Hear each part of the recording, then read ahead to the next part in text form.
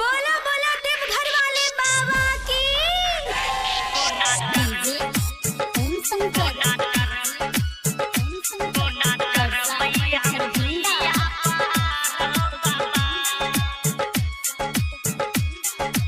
Neha digital recording studio बेली चौक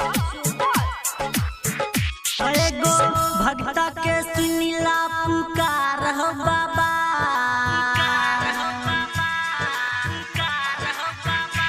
एगो भक्ता के सुनिला पुकार हो बाबा।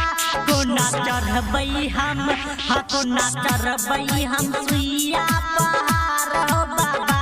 कोना चढ़बै हम सुइया पहाड़ हो बाबा।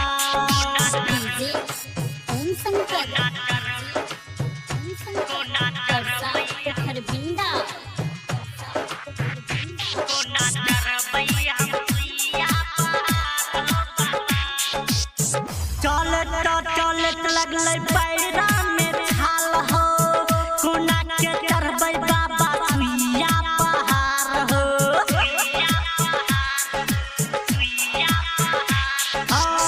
चलत लगलै पैरा में छाल हो। कोना के चढ़बै बाबा सुइया पहाड़ हो। भक्त पर फेर दाना जा रहो बाबा। अपना भक्त पर फेर दाना जा रहो बाबा।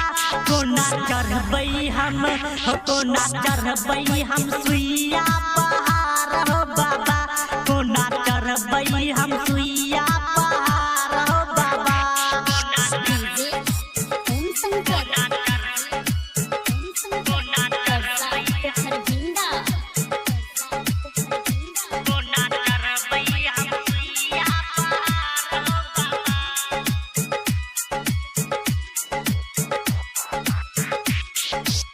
सुतल रहे हरदम पी के हो गाया।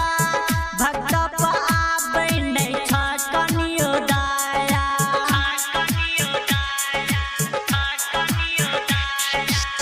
सुतल रहे हरदम पी के हो गाया।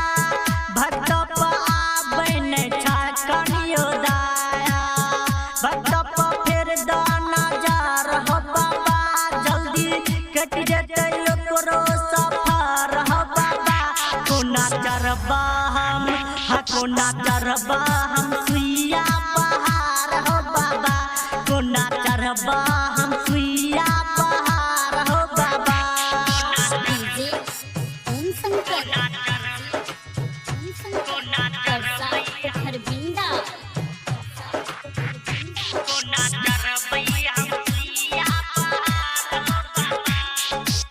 राइटर ओम प्रकाश पर फेरा तू नजर हो। गब के सुनाबा भजन सदानंद कुमार हो।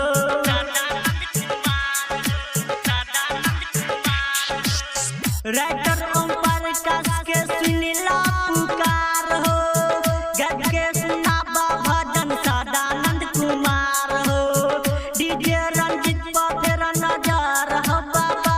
डीजे रंजित पर फेर दाना जा रहो बाबा। कोना चढ़बै हम कोना चढ़बै हम सुइया।